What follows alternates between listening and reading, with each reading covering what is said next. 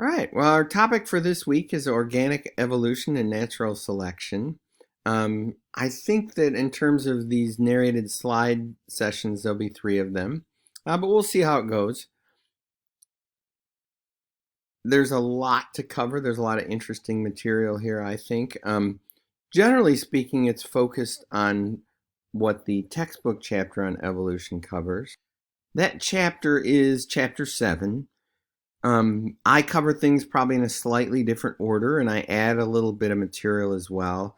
And I also use a book called Your Inner Fish, which is a really good book, very easy to read, easy to understand. Um, it's a book that you can buy online if you're interested in learning more about evolution and natural selection.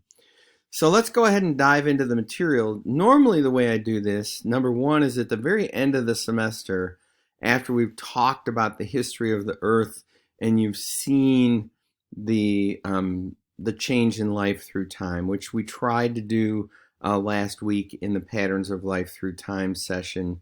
But I do think it makes a lot more sense after all the groups have presented, but that's not going to work out this time around. The other thing that I wanted to say about this is that I usually hand out some cards to students asking them for questions that they might have or to tell me things that they know about evolution and natural selection. Obviously, we can't do that either. So some of the material in here is based on my experience with what students were interested in knowing more about from previous semesters. So let's go ahead and dive into this. First of all, just a quick review. Scientific explanations have to be natural. They have to be supported by the available data. They need to be testable and falsifiable. They are subject to revision or refinement or negation, which means we have to be able to prove that they're wrong. And they should be predictive. And it turns out that organic evolution and natural selection meet all of these requirements. So as we go through this, that's one of the things that you want to keep in mind, that we're talking about a scientific explanation. It has to meet these criteria. And so that's our end goal as people studying science. So given that, students very often have some concerns, and these are things that show up in cards, like I said, that I hand around to classes before we cover evolution and natural selection. And first of all is the potential for theological conflict. And really, that comes down to, for a scientist, the difference between natural cause and special cause. Very often in a religious explanation, you are provided with special causes. This particular event was special, may or may not happen again. An outside force came in and did it, and it's basically something that you can't investigate. Other times, people express a concern about the relationship between humans and animals, and concern that evolution maybe means that we're some kind of animal. And from a scientific standpoint, that's exactly what it means. It turns out to be extremely important in the study of medicine and human health, that we understand what our relationship to the rest of the living world is. Some people might say it's impossible to observe evolution. That's simply not correct. We have observed it at many scales. Typically, the trick for observing evolution is you have to see multiple generations of the organism. So to observe evolution directly in humans, for example, is difficult because it takes many years for us to go through a generation. But we can absolutely observe evolution and natural selection in organisms that have much shorter life cycles. Excuse me. And the other aspect of this is that because we're studying geology, we actually can observe evolution by looking at the fossil record. And then last but not least, on this slide is the idea that it's only a theory, and one of the things that you should definitely take away from any science class is that a theory in science has a lot of evidence to support it. If we want to look a little more closely at the theological conflict, science and religion, we can reflect back to the approach of St. Augustine and Isaac Newton, both very active in the church, the Catholic Church specifically, and and we can also think about what Stephen Jay Gould, a prominent scientist in the United States in the late 1900s, and Gould basically said the way religion approaches things and the way science approaches things are very different, and to try to mix them up, you're just going to run into trouble. If you were concerned about your religion in particular, stances on evolution vary quite widely.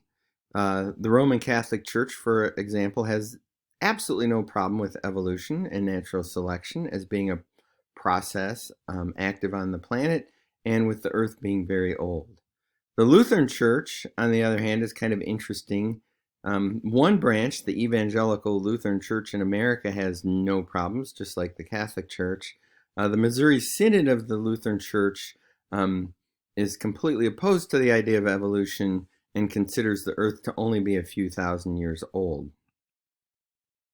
So if you're really interested, you need to ask a religious leader. So getting into theory and a hypothesis, these are just reminders from this class. A hypothesis is a working explanation, and we use competing hypotheses to figure out what's exactly going on.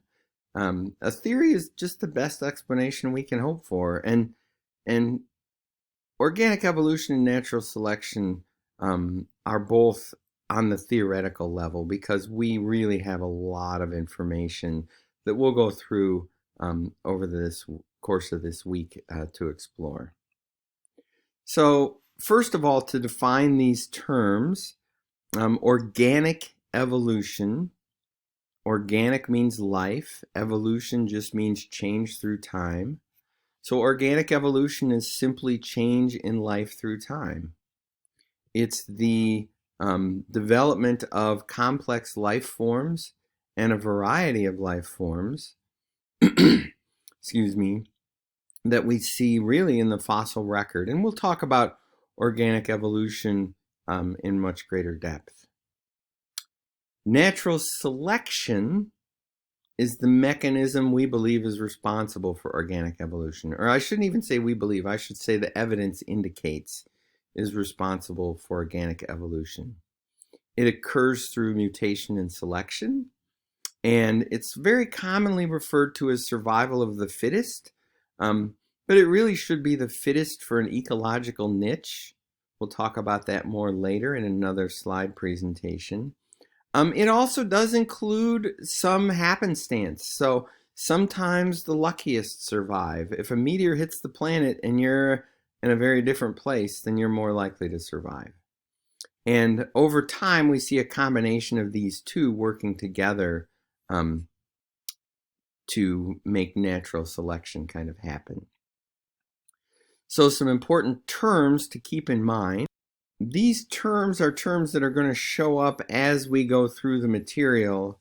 A lot of them will come up especially when we talk about natural selection. But let's start with the term species. A species is a reproductively isolated group of living organisms. And what this means is they can't reproduce with organisms of another species. And it turns out that this is not as solid of a line as one might think, because we do have some organisms that can reproduce with other species, but their offspring are not able to reproduce. So for example, a donkey and a horse can reproduce together. They produce an animal that we call a mule. A mule cannot reproduce. Dogs and wolves are considered the same species because they can reproduce with each other and their offspring can reproduce. So by this type of definition, what makes dogs and wolves potentially separate species is the fact that they generally don't live together and reproduce together. So their reproductive isolation is more physical than biological. A population is all the members of a species living in an area. And when we get to natural selection, we'll see that natural selection and evolution typically work at the population level. Not all the members of a species, but rather the members of a species that are in a specific area. A community is all the populations in an area, so it's basically all the living organisms that live in an area. A habitat is the organism's physical location within a community, and a niche, which turns out to be really important in natural selection, is an organism's place within a habitat. So it's kind of what the organism does and what role it fills. And so that's kind of our introductory set of slides to evolution and natural selection. And I'm going to stop this slide set here and then start up again. The next slide set will discuss organic evolution, what it is, and what observations let us know that that's what's going on.